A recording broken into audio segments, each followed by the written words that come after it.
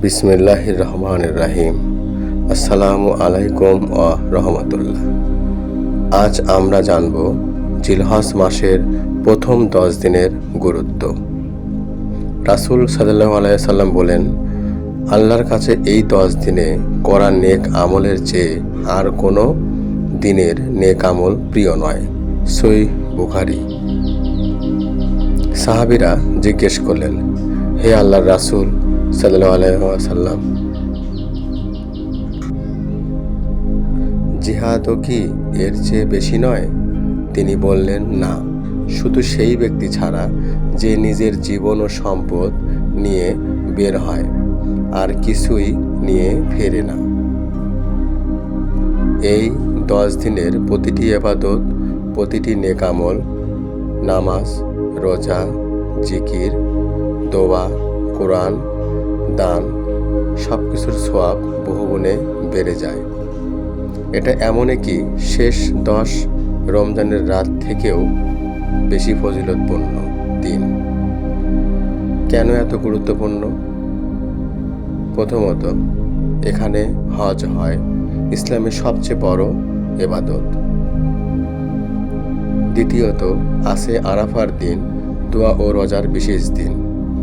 তৃতীয়ত, আছে কুরবানির দিন, ইব্রাহিম আলাইহিস সালাম ও ইসমাইল আলাইহিস সালামের আত্মত্যাগের শিক্ষা। এই 10 দিনে আমাদের করণীয় কি, বা আমরা কি করব? 5 ওয়াক্ত নামাজ ঠিক মতো পড়ব, বেশি বেশি আল্লাহু আকবার, লা ইলাহা ইল্লাল্লাহ, আলহামদুলিল্লাহ, কোরআন তেলাওয়াত বা শোনা, দোয়া করব নিজেরও উম্মার জন্য। রোজা রাখবো, বিশেষ করে 9 তারিখ আরাফার দিন। দান সাদকা করব, গরিবের পাশে দাঁড়াবো। আজই নিয়ত ঠিক করি। রাসূল সাল্লাল্লাহু আলাইহি সাল্লাম বলেন, যে ভালো কাজের নিয়ত করে কিন্তু করতে পারে না, তার জন্য একটি মাত্র পূর্ণ নেকি লেখা হয়। সহিহ মুসলিম। আসুন অলসতা ছেড়ে আল্লাহর দিকে ফিরে যায়। এই 10 দিন আল্লাহর জন্য উৎসর্গ করি।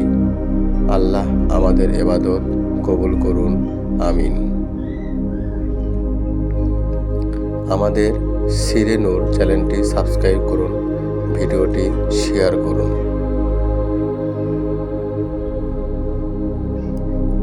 কমেন্ট করে লিখুন, আল্লাহুম্মা তাওয়াল্লানা ফিল আখিরাহ।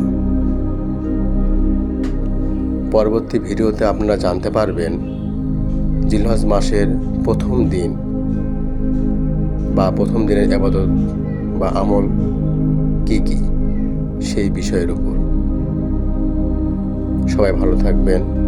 আসসালামু আলাইকুম ওয়া রাহমাতুল্লাহি ওয়া বারাকাতুহু।